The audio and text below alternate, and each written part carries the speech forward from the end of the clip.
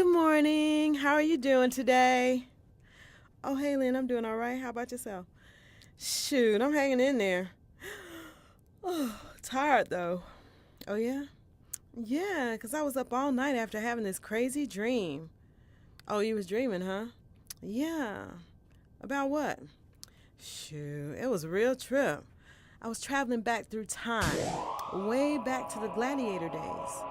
And suddenly I was just there. It was an outdoor arena in Rome, and it was crazy because everything felt so real. I could smell the mixture of the perfumed oils they were wearing, combined with the mustiness and funk of sweat. All the men were wearing togas and sandals.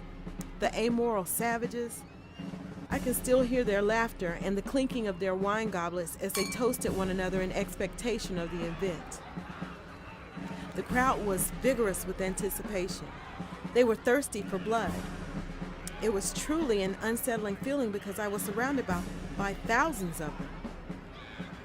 Caesar was sitting above all of us with his servant girls, and they were feeding him grapes. Then he raised his hand to signal the conductor, and the trumpet sounded to prompt the beginning of the games. The crowd cheered with delight.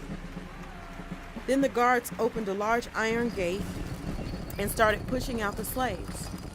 They were frightened as they moved along with their chains dragging behind them. And there were those of them that didn't move fast enough, so the guards struck them with their whips. Some were crying and others were praying. Shortly afterwards, the guards left and another gate opened. Somebody hit a large gong. They beckoned out 12 ravenous lions. Pandemonium broke out. Everyone was screaming and running as they trampled each other in an effort to try to escape the voracious clutches of their predators. I stood to my feet, astonished and fraught with grief. My eyes widened in disbelief, and I grabbed my head, overwhelmed by what I was seeing. I was astounded. I had never seen such a brazen and flagrant display of evil happen right in front of my eyes like that before. My heart pounded wildly. That's when I noticed the expensive bracelets on my arms and the rings on my fingers. I looked down at my feet, and instead of the pajamas I went to bed in, I was draped in a white gown and had on golden sandals donned with real diamonds, rubies, and pearls. I breathed a sigh of relief as I thought to myself, phew, I'm okay. Wow, I'm rich. I'm not poor like those poor, wretched people down there. They're all doomed. If I was poor like them, I'd be served to the lions too, just like they are. A calm came over me, and I exhaled all my concerns away. But I guess I was still paranoid, though, because, I saw these two guards, and they were, carrying these heavy chains, and it seemed like they were headed in my direction. I thought to myself, I wonder who they're looking for. That's when everyone around me stopped watching the show and turned around and pointed to me. It was as if they could read the question in my head and were anxious to reveal the damning answer to me. They yelled out, "She too is a Christian! Seize the woman! Throw her to the lions too!" Suddenly my beautiful clothes disintegrated, and the clothes of a pauper appeared to grow on me in their place. The guards grabbed my arms, and I began to feel faint, like I was having an out-of-body experience.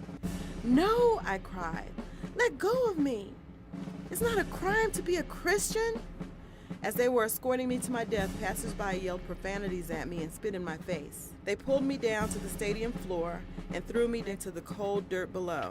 Couldn't even hit the ground good before the voracious beasts were trying to chew through my bones. Just then, I heard the trumpets in heaven sound off. And before you know it, there was a loud thundercrack, and a big, gigantic angel started killing the beasts, the lions, and all the people in the stadium, and all the Christians joined in, and it was just like a revolt. Man, I can't believe that. We won. We overcame.